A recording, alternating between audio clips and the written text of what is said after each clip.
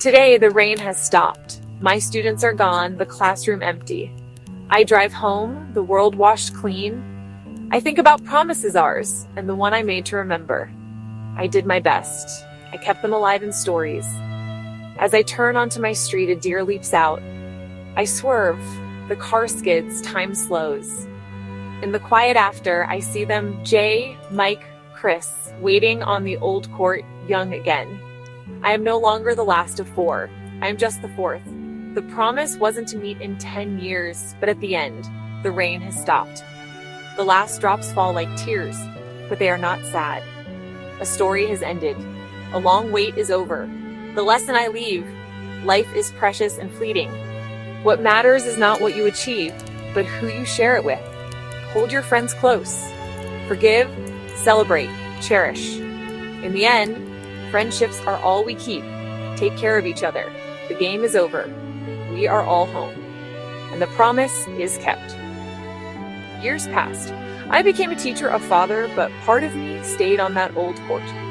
I saw Jay in my students' ambition, Mike in their wildness, Chris in their loyalty. Guilt lingered. Why was I the one left?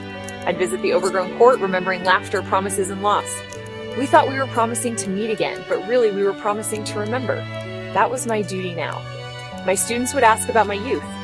I'd just smile and say I had good friends. The best. The pain was quiet, a gentle ache. I tried to teach more than facts, kindness, perspective, the value of friendship. The people beside you might be the most important in your life, I'd say. Don't take that for granted. I was the last of four, carrying the torch. Their lesson was my legacy. With Jay and Mike gone, Chris and I clung to each other. He enlisted, seeking purpose and service, determined to make sense of our losses. We wrote letters, his from the front lines, mine from college. In his last letter, he asked me not to forget the boys from the court. Then came the soldiers at his parents' door. Chris had died a hero, protecting his unit. The final corner of our square was gone. I went to his funeral alone, the last of four. Jay, Mike, Chris, all gone, each following his own dream to an early grave. I was the quiet observer, now the sole keeper of our story.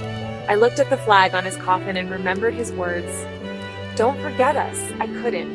Their memory was now my responsibility. I was the last of four. Their stories lived on through me. I would not let them fade. After Jay, Mike changed. Reckless joy turned desperate. He bought the motorcycle he always wanted, chasing freedom at dangerous speeds. We tried to slow him down, but he was living for two. Now himself, and Jay the accident was inevitable, a sharp curve, too much speed, and then silence. At his funeral, our group was down to two. Mike had lived fast, burned bright, and was gone. The heartbeat of our group had stopped. The promise we made under the bleachers felt like a curse. First Jay, now Mike, our square was collapsing. I remembered his grin, his wild spirit. But all that remained was emptiness. We were being picked off one by one, and I was afraid of who'd be next. Jay left first, chasing his dream on a college court. We watched him on TV, our hometown hero. Then, a college shooting, mistaken identity, Jay gone in an instant. At his funeral, we stood by his casket, three boys, suddenly men, one forever a boy. The dream died with him.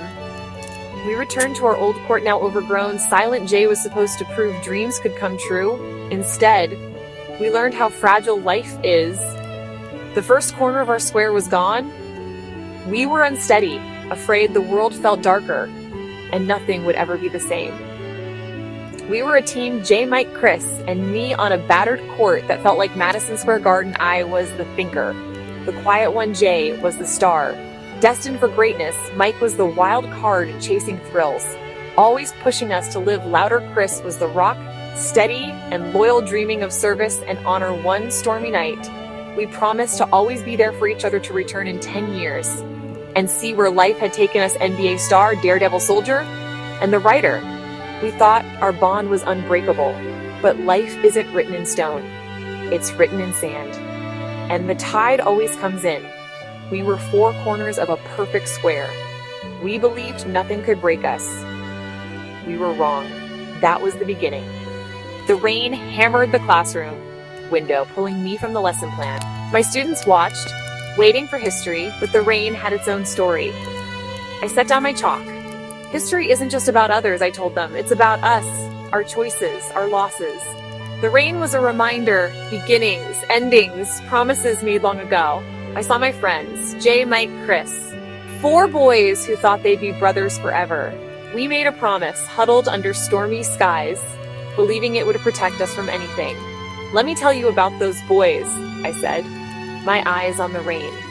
They grew up here, played basketball on cracked pavement, dreamed big. My students leaned in, hungry for something real. The rain gave me permission to open a door I usually kept locked. These boys were inseparable, sharing secrets, dreams, thinking time was endless. I paused, letting the memory settle. Outside, the world was washed clean. Inside, my past was vivid. Their laughter, their hopes, all preserved for a rainy day like this. The story had to be told. For them. For me. For anyone who's ever made a promise in the rain.